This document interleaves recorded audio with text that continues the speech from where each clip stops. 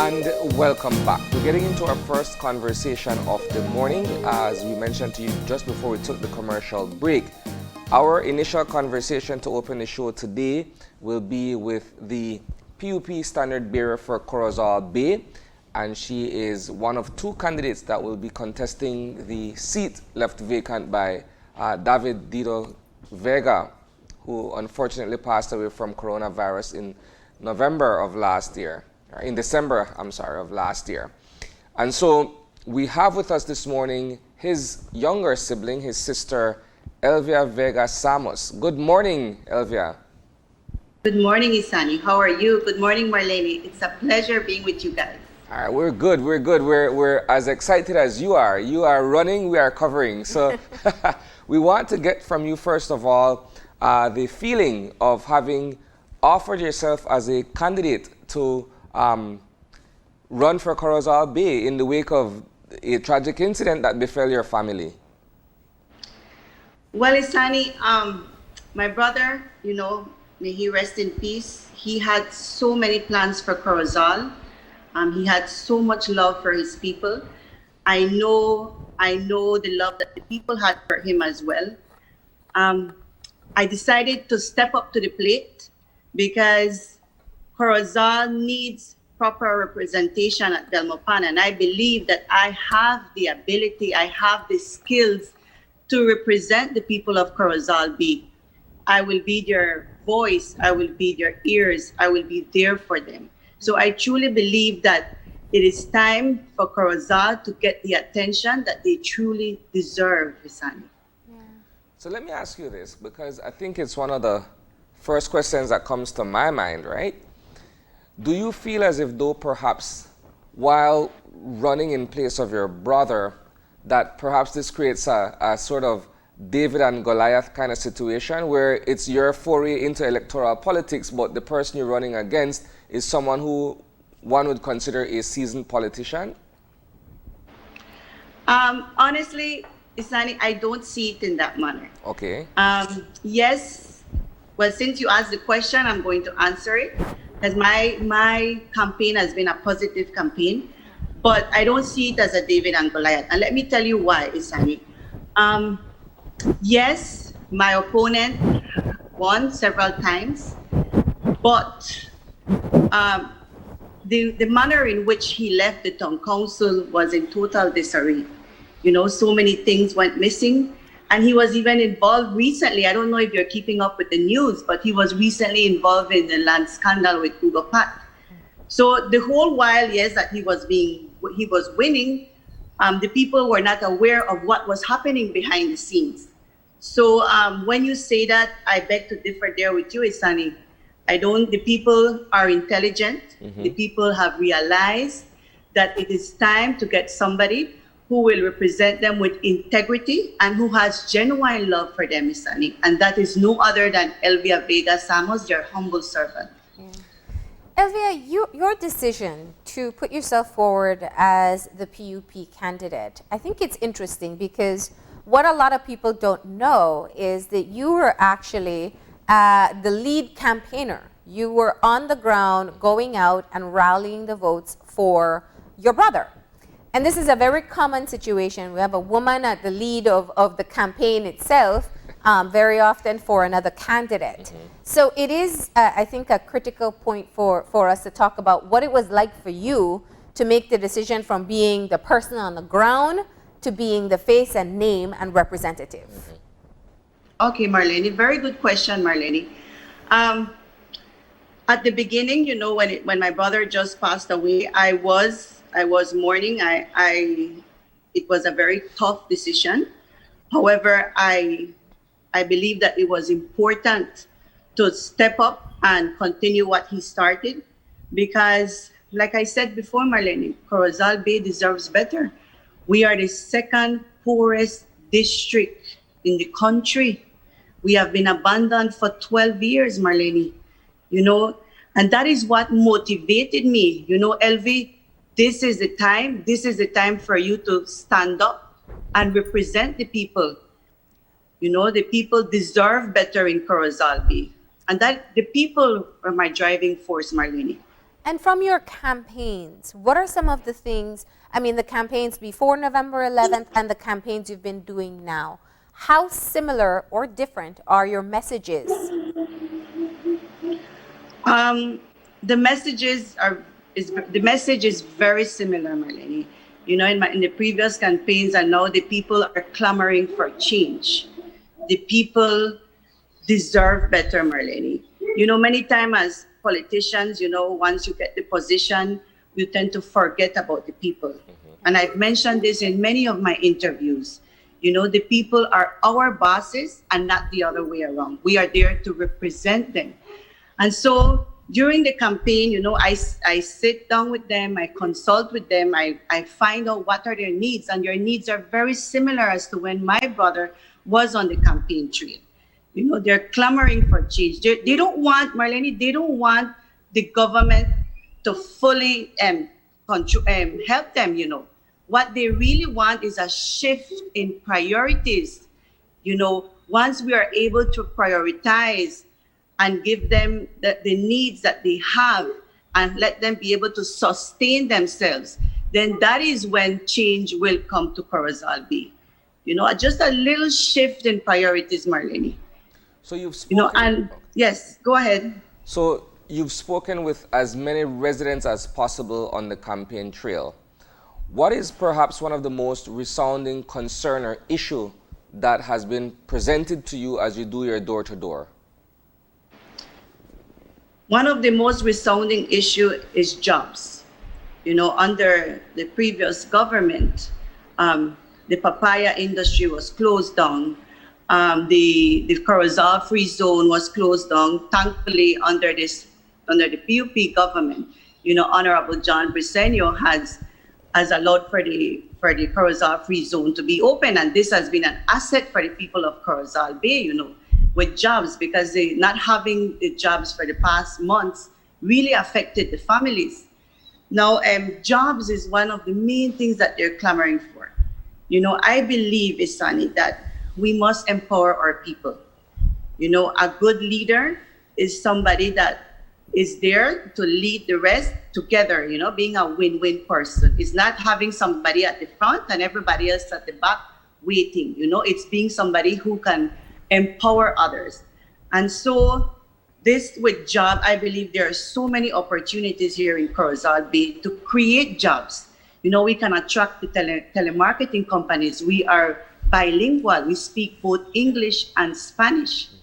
Another way is when the government rolls out projects, you know, we can have the people here in Corozal getting those contracts and not having people from other districts come in and get the jobs, because the people in Corozal need these jobs.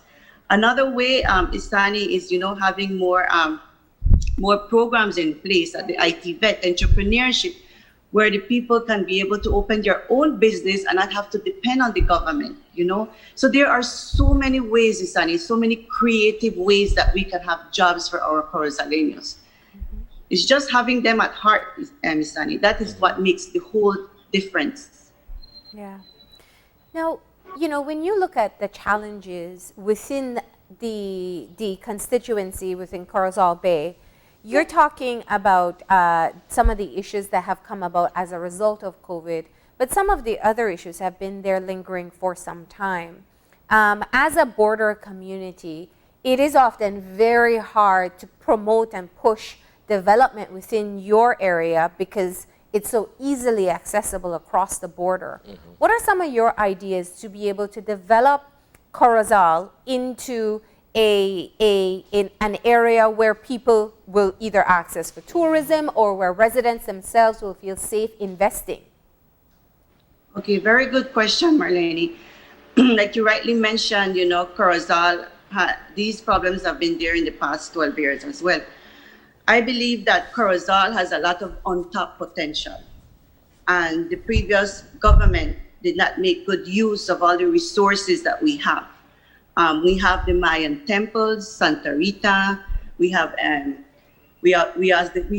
bay, the Corozal Bay. You know, that beautiful bay when you come into Corozal. Oh, yeah. You know, everybody keeps saying, you know, as they drive into Corozal, the beautiful scenery there. So I believe that we need to make use of the bay. There is a project that we could do right by the bay where we could have a place where people would actually stop instead of just going straight to Chetumal. Stop and we could have beautiful attractions right on the bay. We could even have little areas where people could buy cultural stuff.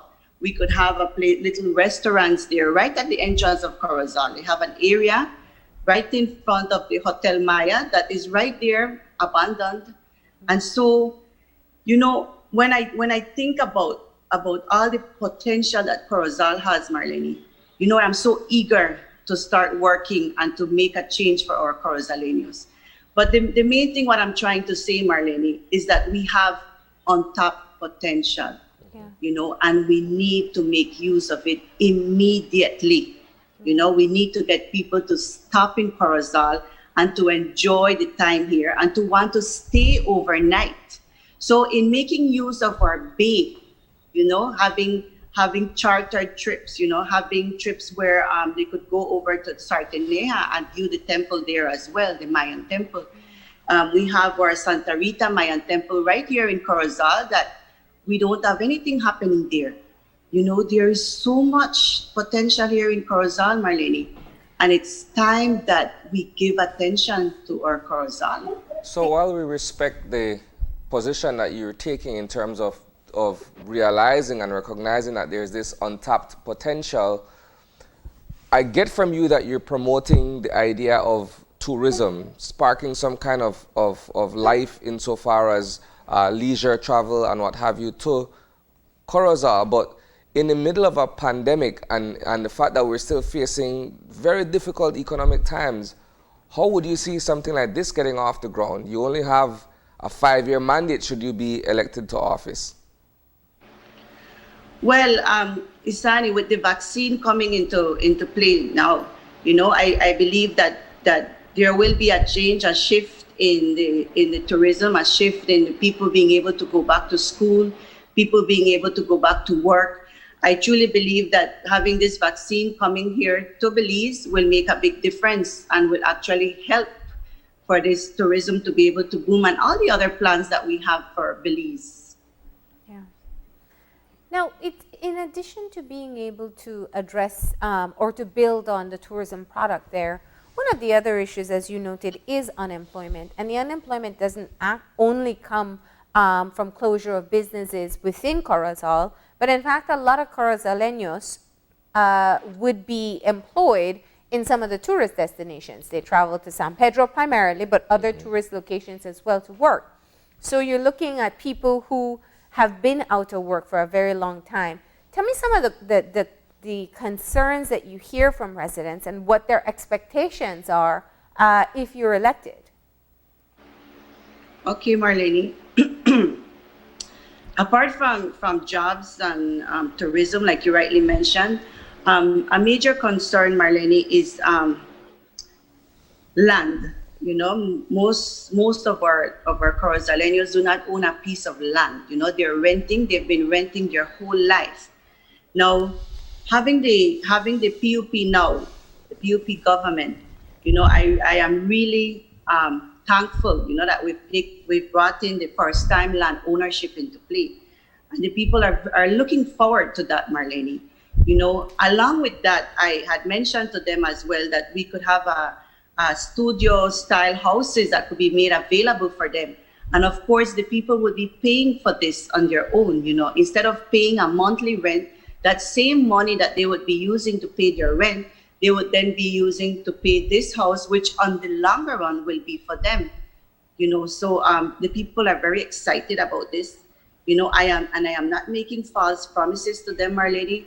I believe that our basic needs must be satisfied before we can think about having needs about the infrastructure and other things. Of course, those things are very important as well.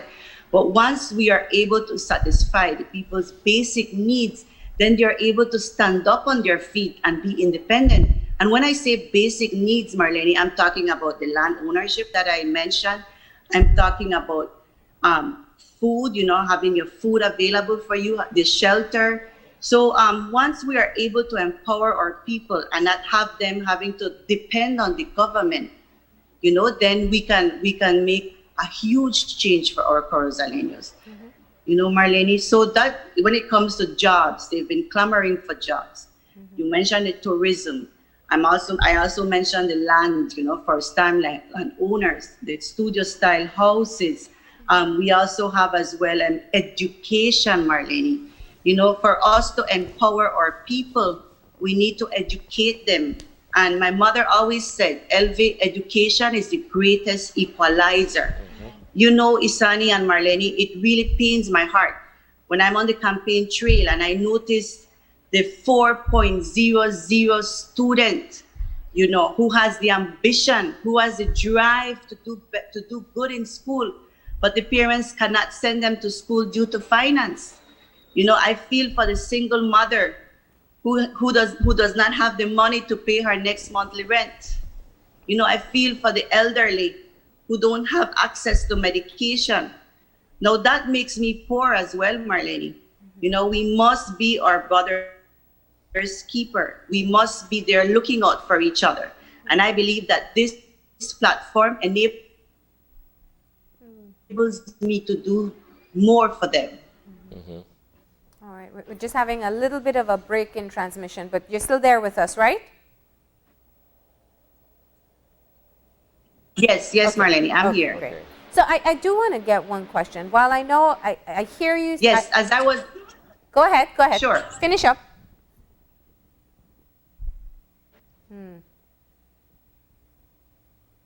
Elvia, are you still there? We may have lost the connection there for a moment. Let's just give it a few moments to see. Of course, this is a part of what television is like in the time of a pandemic. We'll try to get her reconnected just for the final 5 minutes. But we have been having a conversation with the People's United Party candidate for Corozal Bay, as we know, on Wednesday, while across the country people are going to vote for town council and city councils.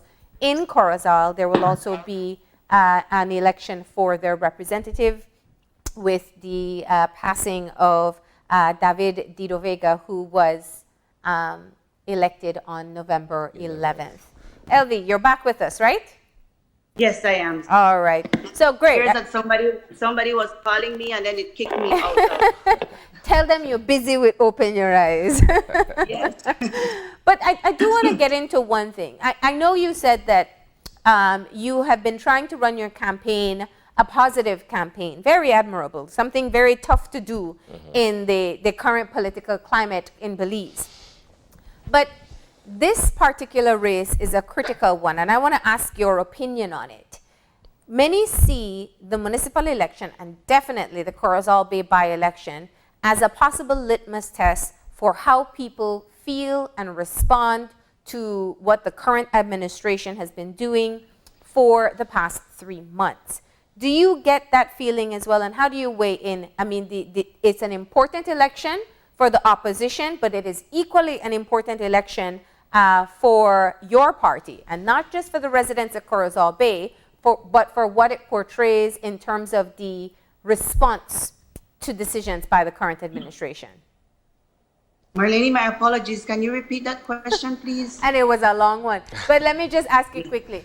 Do you think, or do you get the feeling that there is additional political pressure for the by-election because who comes out as the representative is also an indicator, or could be an indicator, as to how people feel since the change of administration?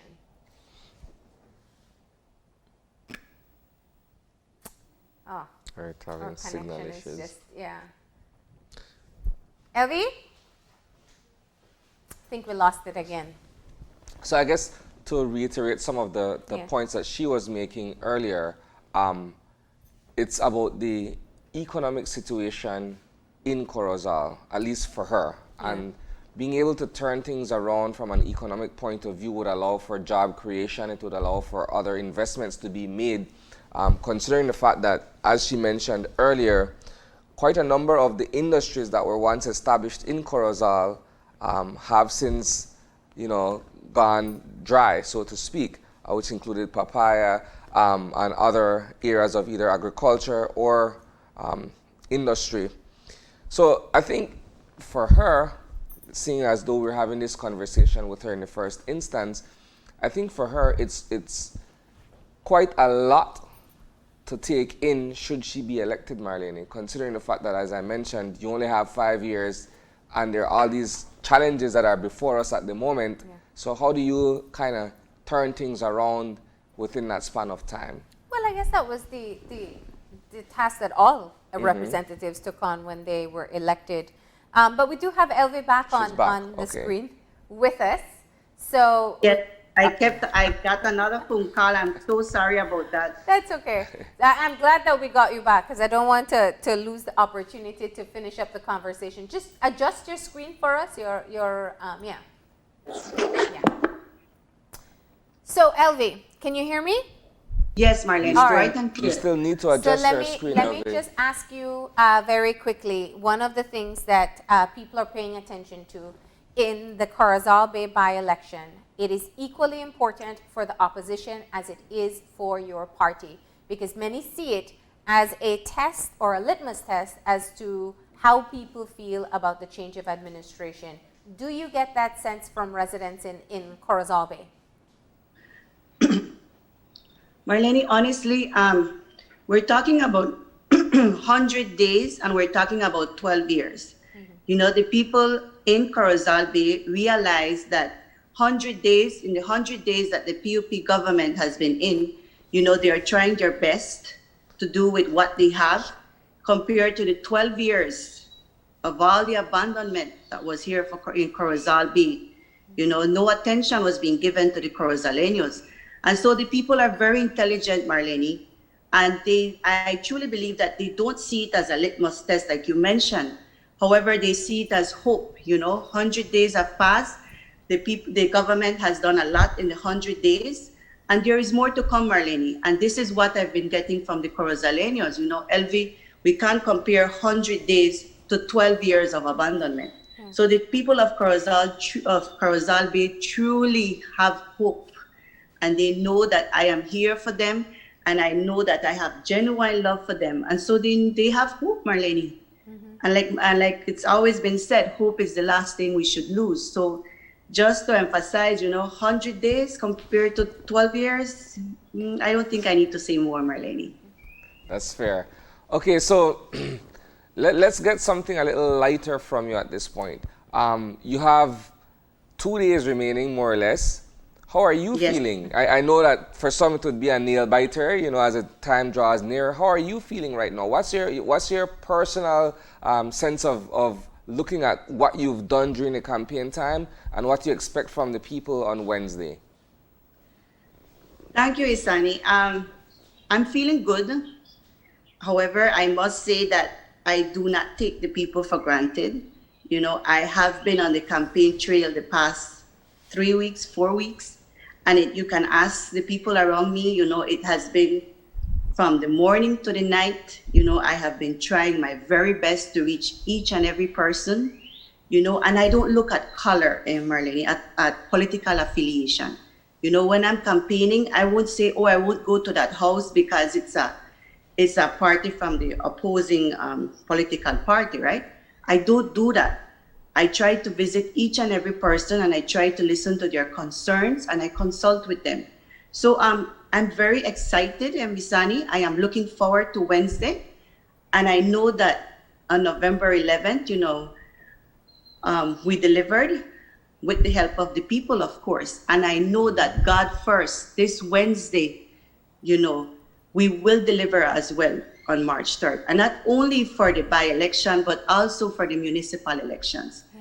So I am excited, Isani. I am really looking forward to Wednesday. You know, I am, and I know the people are looking forward to Wednesday as well. You know, to have a female to represent them in Belmopan, a female that has a caring heart, a female that comes with integrity, a female that is willing to stand up for them, a female that will bring change to Corozal. You know, Isani, I always say, you know, we must do what we ought to do and not what we want to do. You know, this is for the people. I am here for them. I'm not here for Elvia. I am not here for any popularity. I am here to represent them and to represent them with integrity and with how they truly deserve to be represented, Istani. My final question to you, Elvia. I gather that at this point you've tied down all the nuts and bolts for Wednesday in terms of what we call your campaign and your political machinery, right? Yes. The machinery is oiled up, Isani. The machinery is ready to go. You know, we have outstanding people behind the scenes, people that go the extra mile, and I am very grateful for them. You know, they did it for my brother and they are willing to do it again. And it's all for the purpose of helping our Corozaleños. You know, we have the people at heart and we want change. We deserve change. Well, Elvia, we are grateful that you joined us this morning. We know that Wednesday is a big day. We'll have our crew out there giving us the play-by-play, giving all our viewers the play-by-play. And of course, in best of luck, but also most importantly, stay safe. Thanks, Marlene. Thank you. All right. And thank you for having me on your show. You know, I really appreciate it. I really appreciate the time. And I just want, if I can, if you permit me, I'd just like to speak to the Corozaleños. You know, thank you for having me in your homes. Thank you for believing in me. You know, and I can assure you that change is coming to Corozal. You know, so I humbly ask you that on Wednesday, March 3rd, 2021, we make history for Corozal Bay, and we send a female to Belmopan. You know, as a female, I believe I have the qualities that a man has. I have all the abilities. It's not only a man's world, it's a woman's world as well. So I humbly ask you that on Wednesday, March 3rd, you give me that opportunity, and you also give the Mayor Rigo Veos and his slate the opportunity to serve you, you know, with the limited resources that he had and with the pending bills that were left in the Corozal Town Council. You know, he did a lot. So give us that opportunity to represent you the way you truly deserve to be represented. Thank you, guys, and may God bless us all. All right. So with that, we go to a commercial break, and when we return, it's to have the other candidate for Corozal Bay to join us as he puts forward what some of his experiences on the campaign trail has been like over the past several weeks. So stay tuned.